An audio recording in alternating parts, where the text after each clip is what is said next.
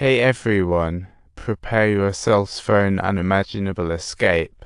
This is going to be a thrilling adventure. It's time to activate the emergency mode. Just then, the cop investigating him appeared out of nowhere, looking to catch Jiang, but instead got tangled up.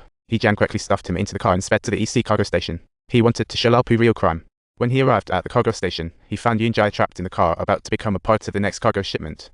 Jiang stepped on the gas and surged ahead, but in the very next second, Erling's car rammed into him with breathtaking force, as if they were participants in a demolition derby. Seeing Jiang unscathed, Erling backed off but then forged again, only to have Jiang dodge him while he crashed into another car. The sound of crashing cars turned into a symphony, while Erling could only lament his misfortune. Jiang had no time for small talk and pulled out Erling's phone to call his superhero buddy Lovelink. He dialed the most recent contact, prepping for a dramatic rescue despite the danger. The ringing tone of the phone instantly shocked Erling. Everything seemed to be under control. Was there still enough time left for him to react?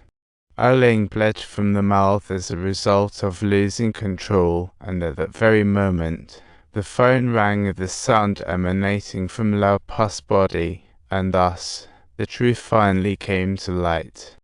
This eager cop was indeed the safety net for Erling's troubled girls. Things were about to get messy. With police swarming in, Jiang casually offered, "Don't rush, I'm ready to be your umbrella." "Me too, just get your workers lined up." "Don't be overly disappointed, I'm here to provide a reasonable explanation. Let's discuss how much you want, and I'll evaluate what I can offer." For such a limitless customer, Lao Pu naturally had to go all out and quickly find the booking details. The one who booked Yunjai was named Pig Mom. No wait, it was a woman from Pig Mom Industries. She was Yunjai's final client, but an agent serving high officials. What a twist. The only individual who was aware of their true identities was the head of the foreign trade company, and thus, Jiang resolutely decided to go alone to the foreign trade company and seize this rare chance. However, what he came to learn was an unbelievable and shocking truth. Hitting someone is insignificant as long as you emerge victorious. Is that truly the rule by which one can get ahead? In this mad game, it seems everyone wants a piece of the pie. After hearing this, Jiang only smirked and gave that trade rep a grand smackdown. Turns out, everything was set up as a banquet for the monster. Now that's a puzzling setup. Jiang quickly reached out to his buddy and got his hands on the USM 200 sniper rifle. This wasn't just a regular toy. After Yunjai was ordered, the request stayed. It turned out to be for the Chief Justice of Korea.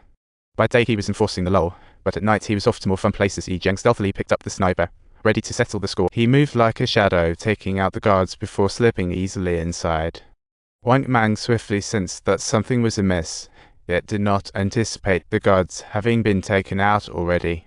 When the threat appeared, Cop Lao Pu suddenly turned traitor, unveiling yet another layer of conspiracy.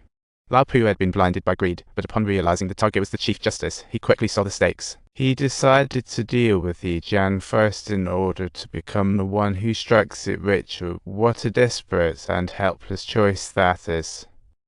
Jiang acted obediently, leading Lao Pu to think he was no big deal, but oh boy, did things take. Just as he believed his kung fu was impressive, Jiang countered with a fierce strike, like a pro.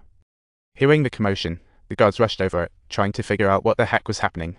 For Jiang, the more opponents, the better. It was akin to enjoying an unparalleled, thrilling party for him. He pulled out Lao Pu's gun, shot him down, and then happily dealt with the rest. But this was just the warm-up. The real opponent, the blonde, was waiting for the showdown. Both of them were special forces, staging an intense and exciting confrontation amidst a hail of bullets, and soon the ammunition was dwindling rapidly. When the blonde pulled a knife, Jiang, though armed with nothing, dodged like a pro and swiftly retaliated. Bottles turned into his new weapons, and the blonde quickly realized this duel wasn't working out. In the very instant of his fall, he finally spotted his chance, swiftly picking up the knife on the ground and preparing to fight back, aiming to turn the tables. Meanwhile, the judge remained blissfully oblivious, indulging in his bathing pleasure without a clue. The judge couldn't care less about Jiang's entry. He blamed everything on Pig Mom. Just keep it simple, and everything will work out, he thought, ready to play it cool. So, Jiang immediately set off and hurried to Jeju Island at top speed in hopes of finding Pig Mom as soon as possible. Little did he know that this female agent was actually his wife's very close best friend. She feigned a trip to Jeju Island, leaving the beautiful Yoonjae alone with Jiang. What's a wicked plan? The goal was to use Yoonjae to lure Jiang in such a sneaky plan. It's hard to believe. However, Jiang was relentlessly pursuing her, a move that signaled the unfolding of a dramatic storyline on Jeju Island, filled with excitement and surprises. Yoonjae thought everything was going according to plan, but things were heading in an unexpected direction. As the car headed into the suburbs, she suddenly realized they needed to stop. Was this all just a series of blunders?